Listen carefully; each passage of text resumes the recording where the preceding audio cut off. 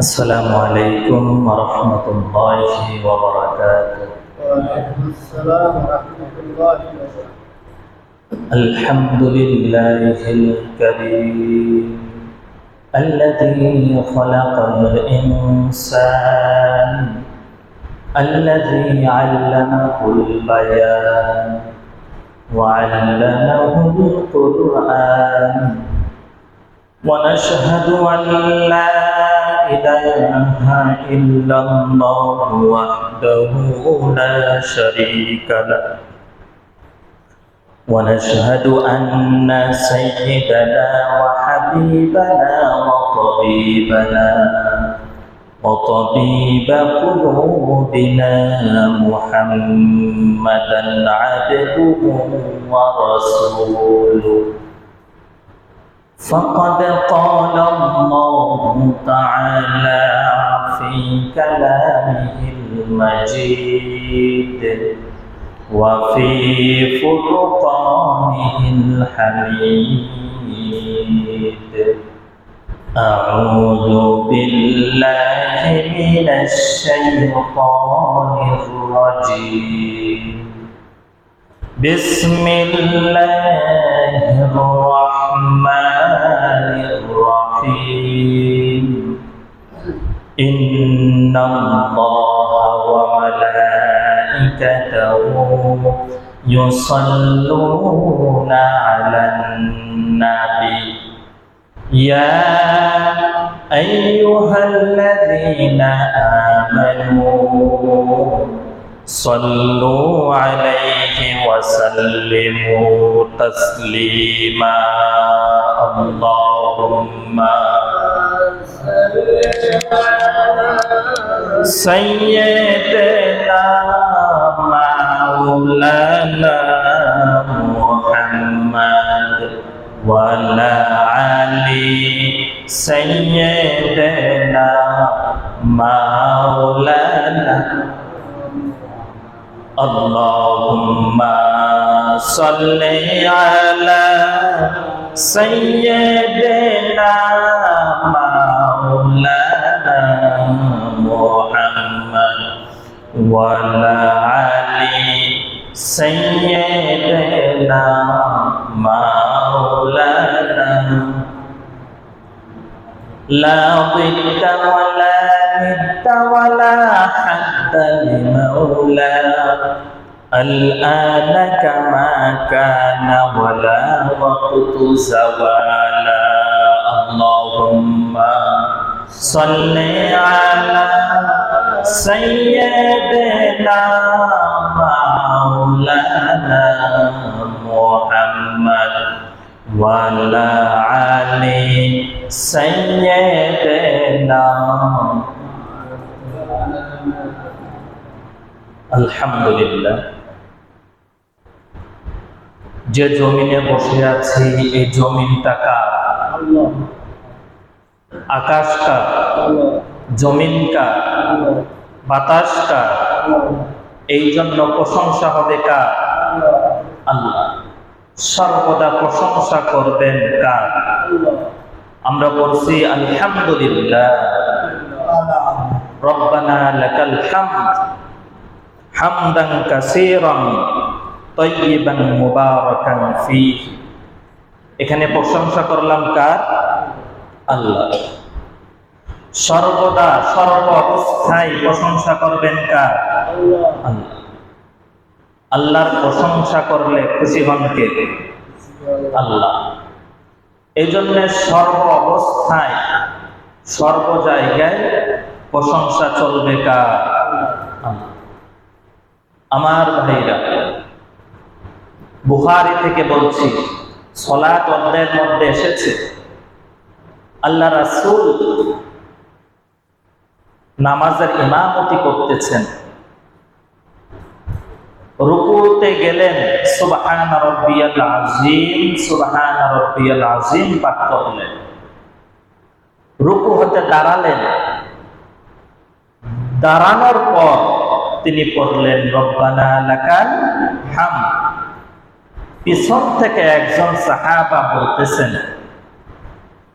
রব্বানা লাকাল হামদান কাসীরান তাইয়্যিবান মুবারাকান ফীহি, এই শব্দটা অতিরিক্ত পড়লেন।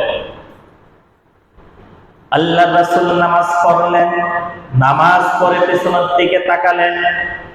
আল্লাহ রাসূল বলতেছেন, এই অতিরিক্ত শব্দগুলো কে বলছো? তুমি দাঁড়াও। আল্লাহ রাসূল এইভাবে যখন বলতেছিলেন, যে সাহাবা অতিরিক্ত এই শব্দগুলো বলছিল তিনি ভয় পেয়ে গেলেন। আল্লাহ রাসূল বলতেছেন, এই অতিরিক্ত শব্দগুলো কে বলেছে? তুমি দাঁড়াও, আমি তো এই শব্দগুলো তোমাদেরকে শিখাই নাই, তুমি কেন বললা? আল্লাহর রাসূল যখন এই কথা বলতেছেন, ওই সাহাবা খানিকটা ভয় পেয়ে গেলেন। আল্লাহ রাসূল বলতেছেন, ও আমার সাহাবা, ভয় পাওয়ার কারণ নাই। আমি নবী, তুমি নবী না। আমি যা দেখি তুমি তা দেখো না। আমি যা অনুভব করতে পারি তুমি তো অনুভব করতে পারো না। আমি দেখতে পেলাম তুমি যখন বললা হামদান কাসীরান তাইয়্যিবান মুবারাকান ফীহি, একজন নয়, দুইজন নয়, তিনজন নয়, 30টা ফেরেশতা এসে তোমার আমল নামায় লিপিবদ্ধ করার জন্য পাগল হয়ে গিয়েছে। সুবহানাল্লাহ। আল্লাহ রাসূল এটাই বুঝাইতে চাইলেন, আমি যা দেখি তুমি তা দেখো না, আমি যা বুঝি তুমি তা বুঝো না, আমি যা সর্বটা দেখতে পাই তুমি সেটা দেখতে পাও না, কারণ আমি নবী, তুমি নবী না। এটাই তোমার আমার মধ্যে পার্থক্য। তুমি যে অতিরিক্ত শব্দটা কেন বললা? এবার ওই সাহাবা বলতেছেন, ও আল্লাহর নবীকে বলতেছেন, ইয়া রাসূলুল্লাহি সাল্লাল্লাহু আলাইহি ওয়াসাল্লাম, আমি আমার জীবনের চেয়েও আমি আল্লাহকে বেশি ভালোবাসি। এই কারণে আল্লাহকে ভালোবেসে এই অতিরিক্ত শব্দগুলো প্রয়োগ করেছি। সুবহানাল্লাহ। আমার ভাইরা, ওই সাহাবা আশ্চর্য হয়ে গেলেন। আল্লাহকে ভালোবাসলে অতিরিক্ত কিছু শব্দ প্রয়োগ করলে আল্লাহ এত খুশি হন, আমলনামা লেখার জন্য পাগল হয়ে যান। আমরাও কি এই আমলটা করার জন্য রাজি আছি না? না, কথা বলেন, রাজি আছি। আমল করবেন সর্বদা, ছোট হোক প্রতিনিয়ত করবেন। খুশি হবেন কে? আল্লাহ। আমার ভাইরা, আজকে আমরা কথা শুনবো সূরা মরিয়মের থেকে। সূরা মরিয়ম থেকে কথা শুনবো। কুরআন মাজিদে মারইয়াম নামে একটি সূরা দিয়েছেন, তিনি কে? আমার ভাই, আমার ভাইরা, তার আগে আপনাদেরকে বলতে চাই, এই কোরআনটার মধ্যে কার কথা? জোরে বলেন। আল্লাহ তাআলার কথা, আল্লাহ তাআলার বাণী। এই কোরআনের সাথে যেই মিশবে, যেই সাথে থাকবে, তাকে সম্মানিত করবেন কে? এই কোরআনটার কারণে আমি সম্মানিত। এই কোরআনটার সাথে মিশার কারণে মানুষ আমাকে সম্মান করে, সম্মান প্রদর্শন করে। এবং কি এই কোরআনটার সাথে যদি আপনিও থাকেন, আপনাকে সম্মান করবেন মানুষেরা, ঠিক না বেটে? কথা বলেন। মানুষেরা অবশ্যই আপনাকে সম্মান করবে। আমার ভাইরা, আপনি কৃষক মানুষ, আপনি দিন মজুর মানুষ, মাঠে ময়দানে কাজ করেন, তেমন কোন আমল করতে পারেন না। জঙ্গল থেকে একটি গাছ কাটলেন, গাছ কাটে আনার পর রাস্তার মধ্যে রেখে দিলেন। রাস্তার মধ্যে যখন গাছটা রেখে দিলেন, ওই গাছটার কোনো দাম নাই। ওই গাছটার কোনো দাম আছে? ওইটার মধ্যে মানুষে বসে থাকে, গল্প করে। আবার দেখা যায় পুকুরে প্রসাদ করে, বিড়ালও বসে থাকে কি থাকে না? কথা বলে, বিড়ালও বসে থাকে। আমার ভাইরা, আপনি যখন রাত্রিবেলা বের হবেন, দেখতে পাবেন ওই গাছের মধ্যে বসে কিছু পোলাপান টানতেছে কি টানে না? কথা বলে, আপনি গাছের মধ্যে দেখতে পারবেন ইয়াং বয়সের কিছু পোলাপান, তারা কি রাতের মধ্যে বাতাস খাইতেছে। আপনি মুরব্বী মানুষ, আপনি ঘর থেকে বের হলেন, আপনি ওই পোলাপানদেরকে জিজ্ঞাসা করলেন, তোমরা এখানে কি করো? পোলাপানরা জবাব দেবে, আমরা এখানে কিছু করি না, গরম লাগতেছে, বাতাস খাইতে আইতেছে, বাতাস খাচ্ছি। এখন দুনিয়ার কেউ দেখে নাই কি বাতাস খাচ্ছে, দেখছেন কে? জোরে বলেন।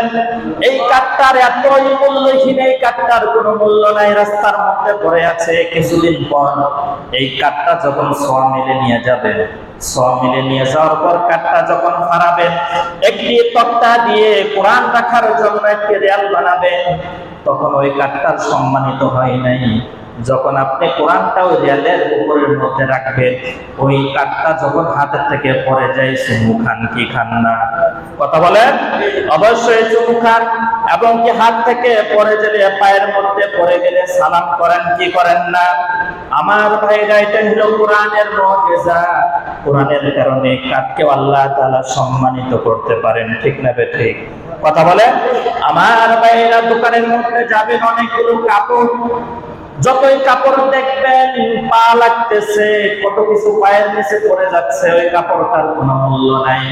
কিন্তু এক গজ কাগজ দিয়ে যখন আপনি দর্জির ওখানে যাবেন, ওই কাপড় দিয়ে যখন কোরআনের জন্য একটি গিলাফ বানাবেন, গিলাফ বানানোর পর এই কোরআনটাকে যখন প্যাকেট করে রাখেন, কোরআনটা যখন গিলাফের মধ্যে ভরে রাখেন, যখন কোরআনটা গিলাফ থেকে খোলার পর যদি গিলাফটা পায়ের মধ্যে পড়ে যায়, চুমু খান কি খান না? সম্মান করেন কি করেন না? এটা হলো কোরআনের মুজিজা। কোরআনের সাথে যারাই থাকবে, কোরআনের সাথে যারাই চলবে, তাদেরকে সম্মান দিবেন তিনি কে? জোরে বলেন। এই জন্য কোরআনের সাথে থাকবেন, সর্বদা আপনাকে সম্মানিত করবেন তিনি কে? কথা বলেন। এই জন্য এই কোরআনের সাথে যারাই মিশে, এই কোরআনের বরকতে তাদেরকে সম্মানিত করেন তিনি কে? জোরে বলেন আল্লাহ। এই কারণে এই কোরআনের সাথে সম্পর্ক রাখবেন, কারণ এই কোরআনটা আল্লাহ তাআলার কিতাব। কার কিতাব? আল্লাহ তাআলার কিতাব। এই কিতাবটা নাজিল করেছেন আল্লাহ তাআলা। আল্লাহ তাআলা নাজিল করেছেন মুহাম্মদ সাল্লাল্লাহু আলাইহি ওয়াসাল্লামের উপরে। আল্লাহ তাআলা নাজিল করেছে। এই কোরআন থেকে আজকে সূরা মারইয়াম থেকে কিছু কথা বলবো ইনশাআল্লাহ। আমার ভাইরা, আল্লাহ রাব্বুল আলামিন সূরা মারইয়ামের মধ্যে বলেন, ওয়াযকুরু ফিল কিতাবি মারইয়াম ইযিন তাবাযাত মিন আহলিহা মাকানান শারকিয়্যা। আমার ভাইরা, আল্লাহ রাব্বুল আলামিন বলতেছেন, এই কোরআনের মধ্যে আপনি মরিয়মের কথা বর্ণনা করেন।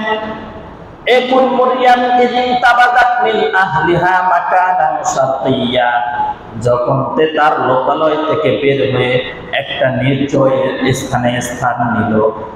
আমার ভাইরা, বাইতুল মুকদ্দাস থেকে বের হয়ে মানুষের কানাঘুষার কারণে যখন এই মারইয়াম ওইখান থেকে বের হয়ে একটি নির্জন স্থানে জায়গা করে নিল, স্থান করে নিল, এই সেই মরিয়ম।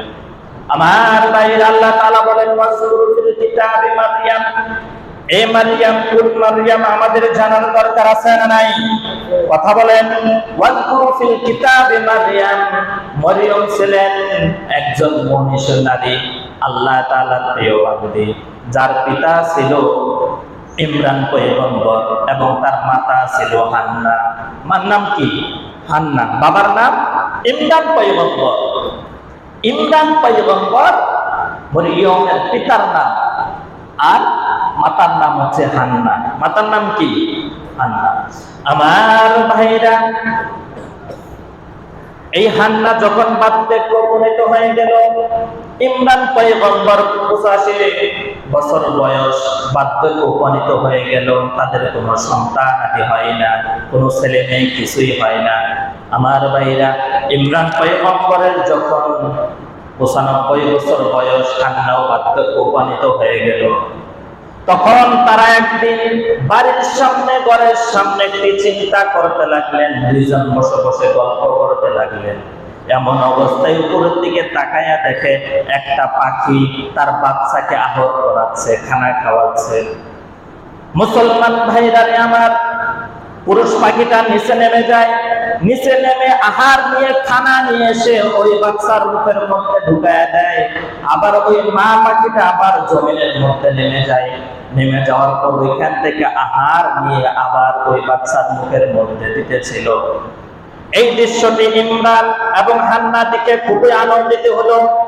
আল্লাহর কাছে বলতে লাগলো, আমার আল্লাহ, একটা পাখিকে তুমি বাচ্চা দিয়ে, সন্তান দিয়ে তাদের কি মায়া মমতা লাগাইলা, আমি আমার পয়গম্বর ইমরান পয়গম্বর আমি হান্না, আমাদের গর্ভে কোনো সন্তান নাই, কিন্তু তুমি একটা পাখিকে কিভাবে সন্তুষ্টি করলা সন্তান দিয়ে, আমাদেরকে কেন সন্তুষ্টি করলা না? চিন্তা করা যেতে লাগলে। আমার ভাইরা, একজন দাম্পত্যের জীবনে, একজন পুরুষ মানুষ, একজন মহিলা মানুষের জীবনে যদি বাচ্চা না হয়, তার জীবনটাই কিন্তু বিদা হয়ে যায়। ঠিক না ঠিক? ইমরান পয়গম্বর 95 বছর বয়স, হান্নার বয়স বার্ধক্য উপনীত, তাদের কোনো সন্তান হয় না। যখন তিনি দেখতে পেলেন ওই গাছের মধ্যে পাখি তার সন্তানকে কিভাবে আহার করায়, কিভাবে আদর করে, এইটা দেখে তাদের মনের মধ্যে খায়েশ লাগলো সন্তানের কথা। এতদিন কিন্তু সন্তানের কথা তারা চিন্তাও করে নাই। মুসলমান ভাইরা রে আমার, এবারে তিনি চিন্তা করতে লাগলেন, আল্লাহকে বলতে লাগলেন, ওগো আমার আল্লাহ, আমাকে কেন নিঃসন্তান করে রেখেছো তুমি? সন্তান কেন দাও নাই? এভাবে যখন অনুতপ্ত হতে লাগলো, আমার ভাইরা, আমাদের সমাজেও তো আছে, দাম্পত্য জীবন 3 বছর 4 বছর অতিবাহিত হয়ে যায়, যদি সন্তান না হয় মনের মধ্যে কোনো আফসোস থাকে না। যখন 10 বছর 11 বছর হয়ে যায়, তখন মনের মধ্যে আশা আকাঙ্ক্ষা লাগে, আমি তো মা ডাক শুনতে পারলাম না, আমি তো বাবা ডাক শুনতে পারলাম না। একজন নর নারীর জীবনটা তখনই বিদা হয়ে যায় যখন তার কোনো সন্তান হয় না। ঠিক না ঠিক? আমার ভাইরা, এবার আপনাদের কাছে জানতে চাই, সন্তান দেন কে? জোরে বলেন। সন্তান দেন একমাত্র আল্লাহ। আল্লাহ রাব্বুল আলামিন পবিত্র কোরআনুল মাজিদে তিনি বলেছেন, আউ ইউযাউমিজুহুম যুকরানান ওয়া ইনাসা ওয়া ইয়াজআলু মান ইয়াশাউ আকিমা। আল্লাহু আকবার। আমার ভাইরা, আল্লাহ তাআলা বলতেছেন, আমি যাকে ইচ্ছা সন্তান দান করি, আমি যাকে ইচ্ছা সন্তান দান করি না, আমি যাকে ইচ্ছা ছেলে সন্তান দান করি, আমি যাকে ইচ্ছা কন্যা সন্তান দান করি, আমি যাকে ইচ্ছা কোনো সন্তানই দান করি না, তাকে নিঃসন্তান হিসেবে রেখে দেন তিনি কে? জুড়ে বলেন। ইমরান পয়গম্বর হান্নার মধ্যে, দুইজনের মধ্যে চিন্তা আসতে লাগলো, কি করতে পারি, আমাদের তো সন্তান হয় না, শেষ বয়সের মধ্যে কি সন্তান হবে? রাতের মধ্যে যাই নামাজে দাঁড়িয়ে গেলেন, আল্লাহর কাছে কান্নাকাটি করতে লাগলেন। হান্না এবং ইমরান পয়গম্বর কান্নাকাটি করতে করতে তাদের মনকে ভাসায়া ফেলতেছে। আল্লাহ রাব্বুল আলামিন বললেন, ওগো হান্না ও ইমরান পয়গম্বর, আর কান্নাকাটি করতে লাগবে না, তোমার দোয়া আমি আল্লাহ কবুল করে নিয়েছি, তোমরা আর কখনো কান্না করবা না। এবার হান্না ইমরান বার্ধক্য উপনীত হয়ে গেছে, বোঝা হয়ে গেছে, শেষ বয়স। এই বয়সে কোনো মানুষের চাহিদাই থাকে না। আপনি যে সন্তান নেবেন, এই বয়সে তো কোনো চাহিদাই থাকে না, কিন্তু সন্তান দিতে পারেন একমাত্র তিনি কে? জোরে বলে। আমার ভাইরা, শেষ বয়সে আল্লাহ তাআলা সন্তান দিতে পারেন, এবং কি আল্লাহ তাআলা যৌবন বয়সেও সন্তান না দিয়েও পরীক্ষা করতে পারেন। কিন্তু বর্তমান সমাজে এমন কিছু মহিলা পুরুষরা সন্তান না হওয়ার কারণে ঈমান আকীদা বিক্রি করে মাজারে যায় কি যায় না? কথা বলেন। মাজারওয়ালা কি আপনাকে সন্তান দিতে পারে? কখনোই না, আল্লাহ তাআলা দিতে পারেন। আমার ভাইরা, ইমরান পয়গম্বর হান্নানা দুইজনে ওযু করে এসে যখন মিলিত হইলেন, আল্লাহ তাআলা সুসংবাদ দিলেন, ওগো ইমরান পয়গম্বর, তোমার তো আমি সন্তান দান করেছি, তোমার স্ত্রীর গর্ভে সন্তান এসে গেছে। লোকেরা কানাকাটা করতেছে, 95 বছর বয়স, হান্নার বয়স বার্ধক্য উপনীত হয়ে গেছে, এই বয়সে তো সন্তান হওয়ার কোনো কারণ নাই, কিন্তু আল্লাহ তাআলার কি লীলা খেলা দেখেন, সন্তান দিয়ে দিলেন। আমার ভাইরা, যখন সন্তান গর্ভের মধ্যে আসছে, আসার পর হান্না এবার চিন্তা করতেছে, ওগো আমার আল্লাহ, তুমি আমাকে শেষ বয়সে সন্তান যেহেতু দিয়েছো, এই সন্তানকে আমি আমার বাড়িতে রাখবো না, এই সন্তান গর্ভপাত হওয়ার পরে পরে আমি তোমার ঘর বাইতুল মুকাদ্দাসের জন্য দিয়ে দিব। সুবহানাল্লাহ। আমার ভাইরা, হান্না এবার নিয়ত করে ফেললেন, সন্তানকে বাইতুল মুকাদ্দাসের খাদেম বানাবেন। এবার আপনারাই বলেন, আপনাদের কাছে আমি জানতে চাই, মসজিদ ঘর আল্লাহর ঘর, বাইতুল্লাহ আল্লাহর ঘর, বাইতুল মুকাদ্দাস আল্লাহর ঘর, এদের ঘর, এই ঘরের খাদেম কি পুরুষ হয় না নারী হয়? এই ঘরে যারা খেজমত করতে চায় তারা পুরুষ না নারী?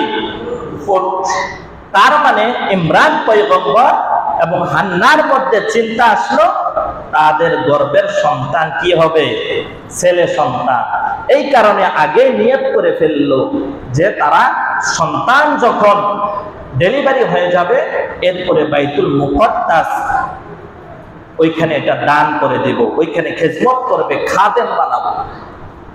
আমরা সন্তান গর্ভে আসলে এটাও আমরা করি, যে ছেলে হোক মেয়ে হোক যেটাই গর্ভে আসছে, এটা যখন ডেলিভারি হয়ে যাবে, বাচ্চা হবে, তাকে আমরা মাদ্রাসায় পড়াবো, তাকে আমরা স্কুলে পড়াবো। এরকম নিয়ত কি আপনারা করেন না? করেন কি করেন না? স্বাভাবিকভাবে একজন পুরুষ দাম্পত্য জীবনে সবাই এটা চিন্তা করে, আমার ওয়াইফের গর্ভে বাচ্চা এসেছে, এটাকে আমি আলেম বানাবো, এটাকে আমি ডাক্তার বানাবো, এটাকে আমরা ইঞ্জিনিয়ার বানাবো। এই পরিকল্পনা করেন কি করেন না? কথা বলেন। অবশ্যই এই পরিকল্পনা আপনি করেন। মুসলমান ভাইরা আমার, ইমরান পয়গম্বর এবং হান্না দুইজনে চিন্তা করলেন, আমাদের গর্ভে যে সন্তান এসেছে এই সন্তানকে বাইতুল মুকাদ্দাসের খাদেম বানাবো। তার মানে তাদের মনে চিন্তা আছে আমাদের গর্ভের সন্তান ছেলে হবে। আমার ভাইরা, বাইতুল মুকাদ্দাসকে আপনারা চিনেন, যেটা জেরুজালেম ওই হানাদার বাহিনীরা দখল করে রাখছে, যেটা হচ্ছে মুসলমানদের প্রথম কিবলা। যে মসজিদের মধ্যে এক রাকাত নামাজ পড়লে 25,000 রাকাতের নামাজের সওয়াব পাওয়া যায়। সুবহানাল্লাহ। আমার ভাইরা, ওই বাইতুল মুকাদ্দাস মুসলমানদের প্রথম কিবলা। বিশ্বনবী যখন বাইতুল্লাহ চলে গেলেন, মক্কাতে চলে গেলেন, মদিনা শরীফে চলে গেলেন, ওইখানে যখন নামাজ পড়তেছিলেন তখন কিবলা ছিল বাইতুল মুকাদ্দাস। ওইদিকে ফিরে যখন নামাজ পড়তেছেন, বিশ্বনবীর মনের মধ্যে খায়েশ আসলো যে আল্লাহ, বাইতুল মুকাদ্দাসটা যদি কিবলা না হয়ে আপনার ঘর বাইতুল্লাহ যদি কিবলা হইতো, আমার অন্তরটা অনেক খুশি হইতো। আল্লাহ তাআলা সাথে সাথে কোরআনে আয়াত নাযিল করে জানেন, ক্বাদে নারা তাকাল্লুবা ওয়াজহিকা ফিস সামাই ফালানুওয়াল্লিয়ান্নাকা কিবলাতান তারদাহা। আমার আল্লাহ বলতেছেন, ও নবী, আপনি চিন্তা করবেন না, আপনার মনে খায়েশ আসতে দেরি, আপনার দোয়া কবুল করতে দেরি না। আল্লাহু আকবার। আমার ভাইরা, আল্লাহ যখন কবুল করে নিলেন দোয়া কবুল করার সাথে সাথে বাইতুল্লাহ এবার কিবলা হয়ে গেল। এবার বাইতুল মুকাদ্দাস কিন্তু আগে মুসলমানদের কিবলা ছিল। আমার ভাইরা, ইমরান পয়গম্বর এবং হান্নানা চিন্তা করতে লাগলো, আমাদের সন্তানকে ওই বাইতুল মুকাদ্দাসের খাদেম বানাবো, ওইখানে দান করে দিব। যখন সন্তান ডেলিভারি হয়ে গেল, ধাত্রীরা যখন ওই সন্তান প্রসব করলো, প্রসব করে এসে যখন ইমরান পয়গম্বরের কাছে এনে দিল, ইমরান পয়গম্বর দেখতে পেলেন ওইটা ছেলে না, ওইটা মেয়ে। ওইটার নাম, ওইটা কি? মেয়ে। ইমরান পয়গম্বর আশ্চর্য হলেন, যেহেতু নিয়ত করে ফেলেছি ছেলে হোক মেয়ে হোক, ওইটাকে আমি বাইতুল মুকাদ্দাসে দান করে দেব, খাদেম বানাবো ওই জায়গার মধ্যে। আমার ভাইরা, ওই সময় বাইতুল মুকাদ্দাসের খাদেম ছিলেন ইমরান পয়গম্বরের ভাইরা, তার মানে হান্নার বোনের জামাই। তার নাম ছিল ইমরান পয়গম্বর। ইমরান পয়গম্বরের ভাইরা ভাই ছিল ওই বাইতুল মুকাদ্দাসের খাদেম, দেখাশোনা করতেন, নামাজ পড়াইতেন, ইমামতি করতেন। ইমামতি যখন করতেন জাকারিয়া আলাইহিস সালাম, তিনি তখন বাইতুল মুকাদ্দাসের খাদেম ছিলেন। তখন তাকে নিয়ে বলতেছে, ভাইরা ভাই, এই আমার সন্তান, এটা মান্নতের সন্তান, এটাকে আমি ঘরে রাখতে পারবো না, এটাকে আমি তোমার কাছে দান করে দিলাম, তুমি একে কি করবা? বাইতুল মুকাদ্দাসের খাদেম বানাবা, তাকে দিয়ে মসজিদ দেখাশোনা করাবা। এবার জাকারিয়া আলাইহিস সালাম বলতে লাগলেন, তিনিও পয়গম্বর ছিলেন, তুমি যাকে দান করে দিলা সে তো মেয়ে, সে কিভাবে মসজিদের খাদেম হবে? তখন ইমরান পয়গম্বর বললেন, এটা আমার মান্নতের সন্তান, আমি তো মান্নত করেছি, এটা আমাকে করতেই হবে। আমার ভাইরা, ইমরান পয়গম্বর যখন এইভাবে তার সন্তানকে বাইতুল মুকাদ্দাসের জন্য দান করে দিলেন, খাদেম হিসেবে নিযুক্ত করে দিলেন, জাকারিয়া আলাইহিস সালামের হাতে তুলে দিলেন। আমার ভাইরা, জাকারিয়া আলাইহিস সালাম তার কক্ষ রয়েছে, মসজিদের কামরা আছে না নাই? ওই কামরার মধ্যে মারিয়াম আলাইহিস সালামকে যখন রেখে দিলেন, রেখে দেওয়ার পর তিনি আবার মাঠে ময়দানে চলে গেলেন দাওয়াতি কাজে। কারণ নবীদের একটাই মিশন ছিল, সেটা হচ্ছে দাওয়াতি কাজ। সেটা কি কাজ? আল্লাহর নবী হাদিসের মধ্যে বলেছেন, বাল্লিগু আন্নী ওয়ালাউ আয়া, আমার পক্ষ হইতে একটি বাক্য হইলেও পৌঁছায়া দাও। সেটা যদি একটি শব্দ হয়, ওইটাও তোমার জন্য পৌঁছানো ফরজ, পৌঁছাতে হবে। জাকারিয়া আলাইহিস সালাম দিনের কাজে বের হয়ে গেলেন। ঘরের মধ্যে শিশু সন্তানকে রেখে তিনি যখন চলে গেলেন, ঘরটা যখন তালা মেরে গেলেন, তখন তিনি মাঠের ময়দানে চলে গেলেন, দাওয়াতি কাজ করতেছেন। দাওয়াতি কাজ করার পর তিনি যখন ঘরে আসলেন, দাওয়াতি কাজ দিতে দিতে সন্ধ্যা হয়ে গেল। ঘরের মধ্যে কামরার মধ্যে শিশু বাচ্চা ছিল, তার এটা সেন্টেন্সের মধ্যে নাই, মাথার মধ্যে নাই। এবার তিনি চিন্তা করতে লাগলেন, আমি তো মরিয়মকে রুমের মধ্যে রেখে দিয়েছি, ছোট্ট শিশু বাচ্চা, সে তো মনে হয় এতক্ষণ জীবিত থাকবে না, সে তো মারা যাবে। এতক্ষণ কোন শিশু না খেয়ে থাকতে পারে না। কথা বলেন ঠিক না বেঠিক? মুসলমান ভাইরারে আমার, জাকারিয়া আলাইহিস সালাম তিনি দ্রুত চলে আসলেন। চলে আসার পর যখন তিনি ঘরের তালা খুললেন, তালা খুলে যখন তিনি পা ঘরের ভিতরে ঢুকাবেন, তখন তিনি দেখতে পেলেন মরিয়ম আলাইহিস সালাম খেজুর থেকে খেজুরগুলো পারে পারে খাচ্ছেন। সুবহানাল্লাহ।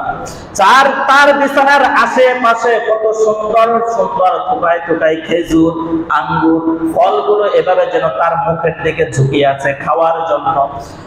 জাকারিয়া আলাইহিস সালাম অবাক হয়ে গেলেন। এবার তিনি চিন্তা করতে লাগলেন, এই ছোট্ট শিশু বাচ্চাটা তো এরকম তেমন শিশু বাচ্চা নয়। তিনি আফসোস করতে চিন্তা করলেন, এতে কোনো সাধারণ মহিলা হবে না, যাকে আল্লাহ তাআলা, তিনি তো পয়গম্বর ছিলেন, তিনি বুঝতে পারলেন এ কোনো নেককার মহিলা হবে, এ কোনো ভালো মহিলা হবে। এরকম চিন্তা নিয়ে তিনি তখন বলতে লাগলেন, ওয়াজকুর ফিল কিতাবি মারইয়াম, হে মারইয়াম, তোমাকে এই আঙ্গুর ফলগুলো কে এনে দিয়েছে? কে দিয়েছে? আমার ভাইরা, ওই সময় মারইয়াম আলাইহিস সালাম আকার ইঙ্গিতে তিনি হাত তুলে আসমানের দিকে শুধু দেখাইছিলেন। তার মানে এটাই বোঝাইছেন, আল্লাহ তাআলা আমার জন্য এটা পাঠিয়েছেন। সুবহানাল্লাহ। আমার ভাইরা, অনেক সময় অতিক্রম হয়ে গেল। বাইতুল মুকাদ্দাসের খাদেম তিনি যখন তিনি প্রাপ্তবয়স্ক হলেন, আমার ভাইরা, এবার আপনাদের কাছে জানতে চাই, মহিলা মানুষরা প্রাপ্তবয়স্ক হয় কত বছর বয়সে? 9 বছর, 10 বছর, 11, 12 বছরই তো প্রাপ্তবয়স্ক হয়। মারইয়াম আলাইহিস সালাম যখন প্রাপ্তবয়স্ক হলেন, যখন তিনার হায়েজ হলো প্রথম, তিনি চিন্তা করলেন, আর তো মসজিদে থাকা যাবে না, নিজেকে পবিত্র করতে হবে, নিজেকে পবিত্র করতে হবে। আমাকে তো 7 দিনের জন্য, 6 দিনের জন্য, 3 দিনের জন্য সৌদিতে যেতে হবে, কারণ আমার নিজের শরীরকে পবিত্রতা করতে হবে। এরকম চিন্তা যখন তিনি করতে লাগলেন, এবার জাকারিয়া আলাইহিস সালামকে যখন এই কথা খোলাসা করে বললেন যে আমার তো শরীর অপবিত্র হয়ে গেছে, শরীরটা পবিত্র করতে হবে, তখন জাকারিয়া আলাইহিস সালাম বললেন, যাও, আমার বাসায় যাও, আমার বাসায় গিয়ে তুমি পবিত্রতা অর্জন করে আসো। করেন না সুবহানাল্লাহ। মুসলমান ভাইরারে আমার, মারইয়াম আলাইহিস সালাম জাকারিয়া আলাইহিস সালামের বাড়িতে গেলেন। বাড়িতে যাওয়ার পর হাম্মাইখানায় যখন ঢুকলেন, দরজার ছিটকিলে তখন মারে দিলেন। তিনি তখন পবিত্রতা অর্জন করতেছে, গোসল করতেছে। এমন সময় তিনি দেখতে পেলেন ওই পায়খানার মধ্যে, ওই বাথরুমের মধ্যে, ওই ওয়াশরুমের মধ্যে একজন যুবক এসে বসে আছেন। মারইয়াম আলাইহিস সালাম খানিকটা ভয় পেয়ে গেলেন। তিনি চিন্তা করতে লাগলেন, দরজা মারা, জানলা তো কিছুই নাই, এই যুবক কোথা থেকে আসলো? যুবককে জিজ্ঞাসা করলো, হে যুবক, তুমি কে? তুমি কেন আসছো? যুবক এবার বলতে লাগলো, আমি এমনি এমনি আসি নাই, আল্লাহ তাআলা আমাকে পাঠিয়েছেন। আসলে ওইটা যুবক ছিল না, জিবরাইল পয়গম্বর ছিলেন, তিনি জিবরাইল ছিলেন। এবার জিবরাইল আলাইহিস সালামকে বলতে লাগলেন, মারইয়াম বলতেছেন, তুমি কিভাবে আমার রুমে ঢুকলা? তুমি কিভাবে ঢুকলা? আমাকে একটু বর্ণনা করো। এবার জিবরাইল আলাইহিস সালাম বলতেছেন, আমি এমন একজন মানুষ, আমি যেখানে মন চায় সেখানে যেতে পারি। আমি এমন একজন মানুষ, যদি ঘরের মধ্যে দরজা লাগানো থাকে তাও আমি ঢুকতে পারি। তুমি ওয়াশরুমে দরজা লাগায় গোসল করতেছো, পবিত্রতা অর্জন করতেছো, ওই জায়গার মধ্যে আমি ঢুকতে পারি। আল্লাহ তাআলা আমাকে এমন ক্ষমতা দিয়েছেন। মারিয়াম আলাইহিস সালাম ভয় পেয়ে গেলেন। মারিয়াম আলাইহিস সালাম মনে করেছে আসলে যুবক, তিনি ফেরেশতা নন। এগুলো চিন্তা করতে করতে তিনি নিজের জীবনকে রক্ষা করার জন্য আল্লাহ তাআলার কাছে ক্ষমা চাইতেছেন। ক্বালাত ইন্নী আউযু বিররহমানি মিনকা ইন কুনতা তাকিয়া। আল্লাহর কাছে আশ্রয় প্রার্থনা করতেছেন, ওগো আমার আল্লাহ, এই যুবক থেকে তুমি আমাকে রক্ষা করো। জিবরাইল আলাইহিস সালাম বলতে লাগলেন, আল্লাহ তাআলা আমাকে পাঠিয়েছেন আপনার কাছে। কি জন্য পাঠিয়েছেন? এই সুসংবাদটা তো আপনি নেন। বাশশিরিল মুনাফিকিন, আপনি সুসংবাদটা নেন। কি জন্য আল্লাহ তাআলা আপনার কাছে পাঠিয়েছেন? এবার জিবরাইল আলাইহিস সালাম বলতে লাগলেন, আল্লাহ তাআলা আমাকে এজন্যই পাঠিয়েছেন। আল্লাহ তাআলা অর্ডার করেছেন আপনাকে সন্তান দান করবে। এবার মরিয়ম আলাইহিস সালাম বলতে লাগলেন, আমাকে যে সন্তান দান করবে, আমার তো বিয়ে শাদী হয় নাই। সন্তান হতে হলে বিয়ে শাদী হয় কিনা? বিয়ে শাদী হলেই না সন্তান হবে। মরিয়ম আলাইহিস সালাম বলতে লাগলেন, আমার সন্তান হবে কেমনে? আমার তো বিয়ে শাদী হয় নাই, সন্তান হবে কেমনে? এবার আল্লাহ তাআলা বলতেছেন, আল্লাহ তাআলা ইচ্ছা করলে অবশ্যই সন্তান দান করতে পারেন কিনা? জোরে বলেন। আমার ভাইরা, সাইয়েদনা আদম আলাইহিস সালামকে আল্লাহ তাআলা সৃষ্টি করেছেন, মা লাগে নাই, বাবা লাগে নাই। মা হাওয়া আলাইহিস সালামকে সৃষ্টি করেছেন, মা লাগে নাই, শুধু বাবা থেকে সৃষ্টি করেছেন। আল্লাহ তাআলা ইচ্ছা করলে পারে কি পারে না? কথা বলেন।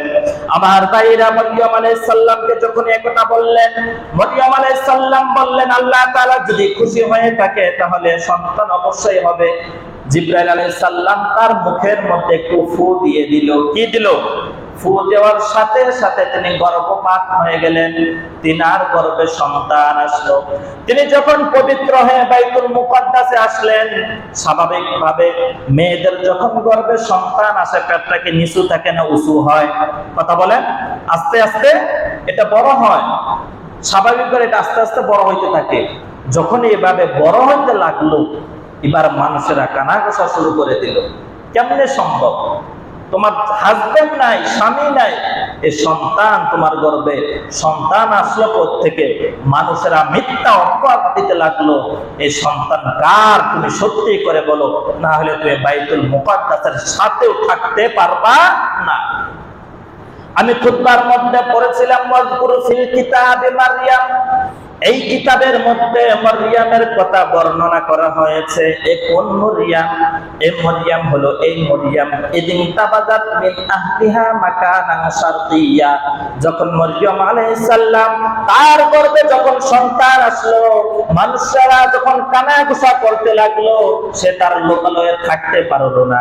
সে বাইতুল মুকাদ্দাস থেকে বের হয়ে সন্তান ডেলিভারি করার জন্য তিনি নির্জন একটা স্থানে আশ্রয় করে নিল। সুবহানাল্লাহ বলেন। আমার বাইরা নির্জন স্থানে চলে গেলেন।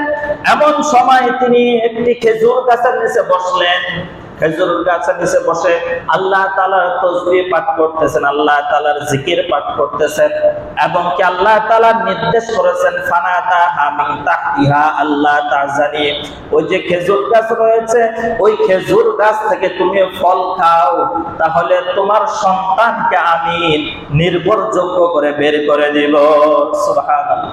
এখান থেকে একটা কথা বের হয়, সন্তান যখন গর্ভে আসবে, মা বোনদেরকে খেজুর খাওয়াবেন। কি খাওয়াবেন?